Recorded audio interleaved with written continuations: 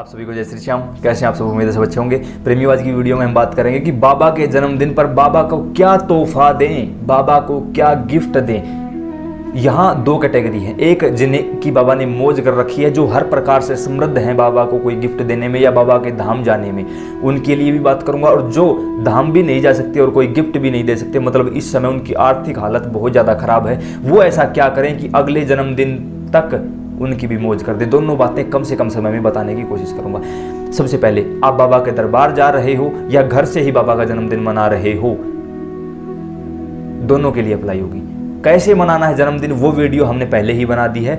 इस वीडियो के आखिर में आपको वीडियो मिल जाएगी, जरूर देख लेना कि बाबा का जन्मदिन घर पर कैसे मनाना है हमें। ठीक है, अब बात आती है कि क्या उपहार दें।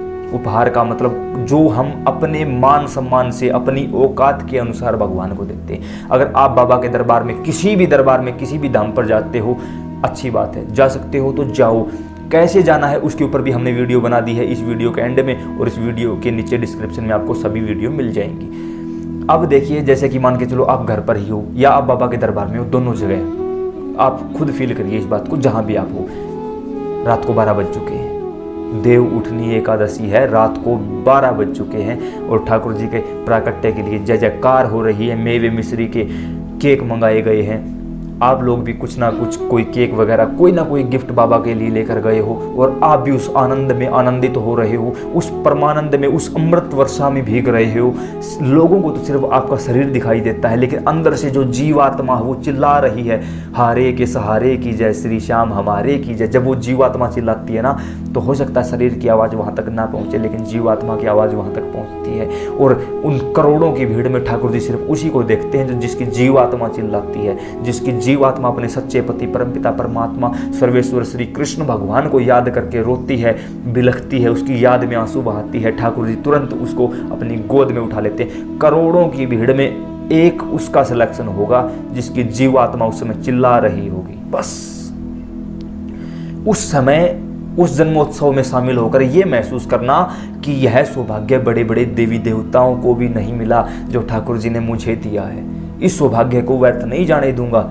मैं बाबा श्याम क्या दे सकता हूँ आपको, क्या औकात है मेरी, क्योंकि मुझे जो भी दिया है वो आपने दिया है। आपके लिए यह एक छोटा सा तोहफा लाया हूँ, जो भी लेकर गए हो, और कुछ नहीं, चूरमे के 2 लड्डू तो लेकर गए होगे, वो दे देना। कोई गिफ्ट है वो दे देना। उसके साथ साथ अपनी आंखों के 2 आंसू ठाकुर जी को समर्पित कर दो, क्योंकि दुनिया की हर चीज भगवान ने आपको दी है, लेकिन आंसू नहीं दिए। आंसू आपके खुद के अपने हैं। वो आंसू ठाकुर जी के सिर चरणों में समर्पित कर दो और कहो, तेरा तुझको अर्पण क्या लागे मेरा। और कहना, बाबा श्याम आज इस जन्मोत्सव पर, इस दरबार में या अपने ही घर में, इस दिव्य समय को ऐसा महसूस कर रहा हूँ कि मैं आपके सामने खड़ा हूँ, आप मेरे सामने खड़े हो। बस भक्त और भगवान का मिलन हो रहा है, दूसरा कोई दिखाई ही नहीं देता हमें। ठाकुर जी इस क्षण पर, इस समय पर आपको साक्षी मानकर मैं अपने आप को ये वचन देता हूँ कि आज के बाद मैं ये गलत काम नहीं करूँगा। नशा करते हो छोड़ दो, कोई और गलत काम करते हो छोड़ दो, कोई भी एक बुराई ठाकुर जी को उपहार के रूप में समर्पित कर दो। उसके बाद ठाकुर जी आपकी जिम्मेवारी ले लेगा। और याद रखना, जिसकी जिम्मेवारी मेरे ठाकुर ने ली है ना, वो कभी अपनी जिम्मेवारी से नहीं भागते, या तो वो किसी की जिम्मेवारी लेते नहीं। और अगर एक बार गलती हो गई उनसे, आपकी जिम्मेवारी ले ली उन्होंने या एक बार गोद में उठा लिया, आपका उतरने का मन नहीं करेगा उस गोद से, वो कभी उतारेंगे नहीं, अनंत काल तक, चीरकाल तक। और इस धरती को छोड़ने के बाद भी वो आपको अपने गोलोक में जगह दे देंगे, साकेत धाम में, वैकुंठ धाम में जगह मिल जाएगी। भटकने की जरूरत नहीं है, यहाँ वहाँ नहीं भटकोगे। ये बात थी उन लोगों के लिए जो जा सकते हैं, बाबा का जन्मदिन मना सकते हैं। अब कुछ प्रेमी ऐसे भी हैं जिनकी आर्थिक हालत बहुत ही खराब है, कमजोर है, वो क्या करें? कुछ नहीं करना है। एकादशी की रात को, देव उठनी एकादशी की रात को ठीक 12 बजे लोग मोमबत्तियां बुझाते हैं। हमें नहीं बुझानी है भाई मोमबत्तियां, हमें मोमबत्तियां जलानी है। कुछ नहीं लेकर आ सकते, सिर्फ 2 मोमबत्तियां लेकर आओ, दोनों मोमबत्तियों को जलाओ, बाबा श्याम और बाबा हनुमान दोनों के नाम की जलाओ। घर में चीनी तो होगी, गुड़ तो होगा, छोटे छोटे 2 दाने वहाँ रख दीजिए, तुलसी रख दीजिए। याद रहे, एकादशी रविवार को तुलसी नहीं उतारी जाती, एक दिन पहले उतार लीजिए और रख दीजिए। और कहना, बाबा चीनी के सिर्फ 2 दाने हैं, भोग स्वीकार कर ले और अपनी आंखों के 2 आंसू उनके श्री चरणों में समर्पित कर देना।